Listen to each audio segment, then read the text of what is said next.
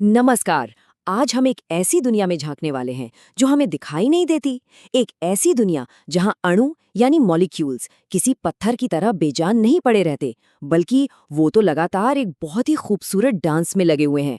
तो चलिए अणुओं के इसी सीक्रेट डांस, जिसे हम आणविक कंपन कहते हैं, उसे समझने की कोशिश करते हैं। तो ये सवाल ही दिलचस्प है कि क्या हो अगर अणु सच में डांस कर सकते हैं। असल में ये कोई कल्पना नहीं है, ये एक वैज्ञानिक हकीकत है।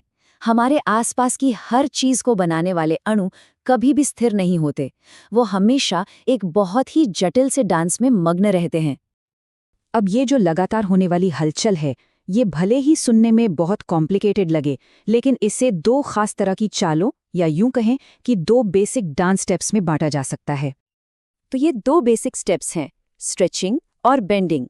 स्ट्रेचिंग में क्या होता है, इसमें ना एटम्स के बीच की दूरी बदलती है, कम ज्यादा होती है। ठीक वैसे ही जैसे एक अकॉर्डियन को जब बजाते हैं तो वो फैलता और सिकुड़ता है।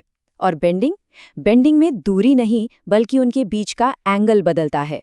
सोचिए जैसे कोई म्यूजिक कंडक्टर अपनी छड़ी को झुका रहा हो। चलिए पहले स्ट्रेचिंग वाइब्रेशन को थोड़ा और करीब से देखते हैं।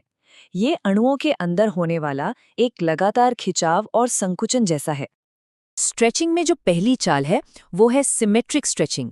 जैसा कि नाम से ही थोड़ा थोड़ा अंदाजा लग रहा है, इसमें सब कुछ एक सिमेट्री में यानी एक ताल में होता है। यहाँ पर ध्यान देने वाली बात यह है कि कैसे दोनों बाहरी परमाणु एक ही समय पर एक साथ सेंट्रल एटम से दूर जाते हैं और फिर एक साथ ही उसकी ओर वापस आते हैं।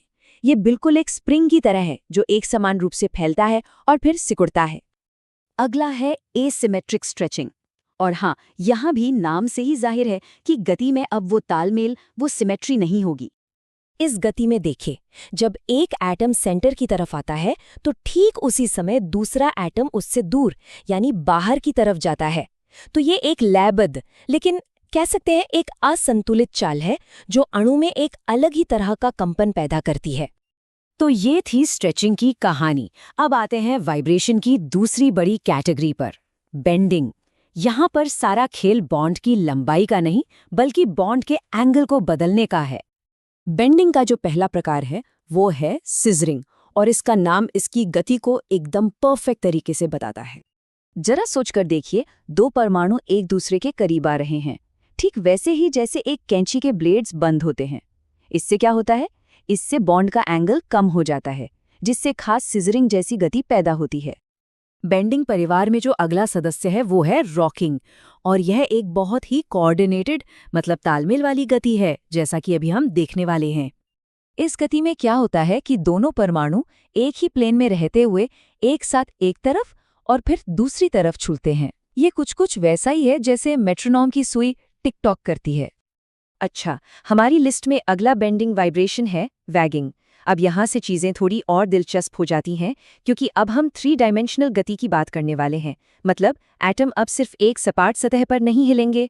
वैगिंग में दोनों परमाणु एक साथ एक ही समय पर मॉलिक्यूलर प्लेन से ऊपर उठते हैं और फिर एक साथ ही नीचे जाते हैं। इसकी तुलना एक खुश कुत्ते की पूंछ से कर सकते हैं जो ऊपर नीचे लहरा रही हो।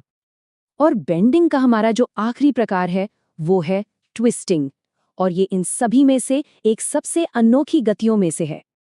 ट्विस्टिंग में एक एटम प्लेन से ऊपर की ओर बढ़ता है, जबकि ठीक उसी समय दूसरा एटम नीचे की ओर जाता है। इससे एक मरोड़ने वाली एक ट्विस्टिंग मोशन बनती है, ठीक वैसे ही जैसे किसी गीले कपड़े को निचोड़ा जाता है।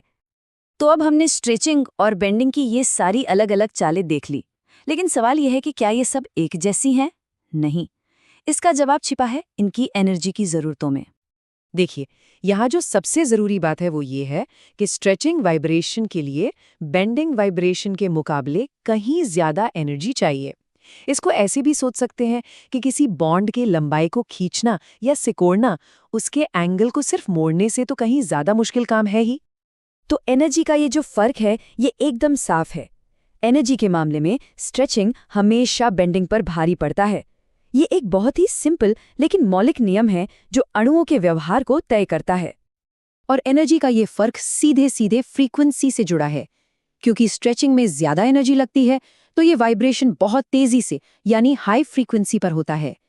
ये एक गिटार के कसे हुए तार की तरह है जो ढीले तार के मुकाबले हमेशा एक ऊंचा सुर पैदा करता है। तो जब हम इन सभी डांस मूव्स को, इन सभी अलग अलग एनर्जी लेवल्स को एक साथ मिलाते हैं, तो हमें क्या मिलता है? हमें मिलती है एक बहुत ही पावरफुल चीज। हर अणु का अपना एक अनूठा, एक यूनिक वाइब्रेशनल सिग्नेचर। हर अणु का अपना एक खास किस्म का डांस होता है जो उसकी बनावट और उसके एटम से तय होता है। ये एक तरह से मॉलिक्यूलर फिंगरप्रिंट जैसा है, और इन नृत्यों को समझकर हम ब्रह्मांड के कई राज खोल सकते हैं। नई नई दवाइयां डिजाइन करने से लेकर दूर के ग्रहों के वायुमंडल को समझने तक इसकी संभावनाएं सच में अनंत हैं।